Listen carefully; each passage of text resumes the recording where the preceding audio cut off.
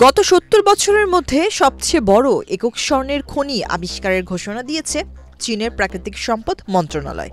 দেশটির উত্তর পূর্বাঞ্চলের লিয়াওনিং প্রদেশে অবস্থিত দাদোংগো স্বর্ণখনিতে পাওয়া এই মজুদটিকে ১৯৪৯ সালের পর থেকে চীনের ইতিহাসে সর্ববৃহৎ বলে আখ্যায়িত করা হয়েছে। সরকারি তথ্য অনুযায়ী দাদোংগো খনিতে মোট ১,৪৪৪.৪৯ টন প্রমাণিত স্বর্ণের মজুদ রয়েছে। এই আবিষ্কারকে কেন্দ্র করে দেশটির খনিজ সম্পদ খাতে নতুন সম্ভাবনার দ্বার খুলে গেছে বলে জানিয়েছেন মন্ত্রণালয়। খনিটির অর্থনৈতিক সক্ষমতা যাচাই শেষে এটিকে উন্নয়ন ও উত্তোলনের জন্য প্রস্তুত ঘোষণা করা হয়েছে। খনিটিকে ইতোমধ্যে অতি বৃহৎ উন্মুক্ত খনি হিসেবে তালিকাভুক্ত করা হয়েছে।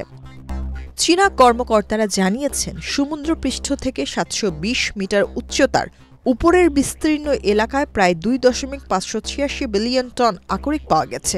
এক্সট্রিম মশার কয়েল প্ল্যান্ট ফাইবার দিয়ে তৈরি, তাই সহজে ভাঙে না, সুগন্ধিযুক্ত ও নিরবিচ্ছিন্নভাবে জ্বলে। ডেঙ্গু, চিকুনগুনিয়া বাহি সহ যে কোনো মশার বিরুদ্ধে দেয় এক্সট্রিম সুরক্ষা। প্রতিটি টনে গড়ে ০.৫৬ গ্রাম স্বর্ণ থাকায় এটি দেশটির খনিজ সম্পদ খাতে এক নতুন মাইলফলক হতে পারে।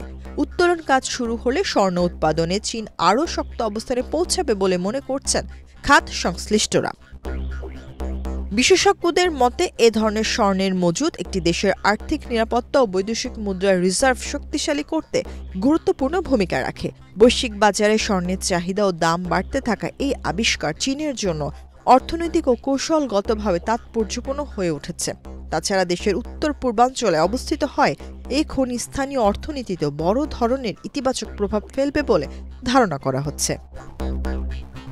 গ্লোবাল টাইমস আরও জানিয়েছে, মাত্র ১৫ মাসের মধ্যে দ্রুত অনুসন্ধান প্রক্রিয়ার মাধ্যমে এই খনিটির অবস্থান শনাক্ত করা সম্ভব হয়েছে। কর্মকর্তারা মনে করছেন, এই অনুসন্ধান পদ্ধতি ভবিষ্যতে চীনের খনিজ অনুসন্ধান কার্যক্রমে দ্রুত উচ্চমানের অনুসন্ধানের একটি মানদণ্ড হিসেবে প্রতিষ্ঠিত হতে পারে।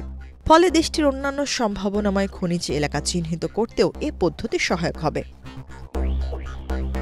চীনের স্বর্ণ অনুসন্ধান ও উত্তোলন কার্যক্রম বহুদিন ধরেই চলমান, তবে দাদোংগো খনির এই বিশাল মজুদ দেশটির স্বর্ণ উৎপাদন সক্ষমতাকে নতুন উচ্চতায় নিয়ে যাবে বলে বিশ্লেষকরা মনে করছেন।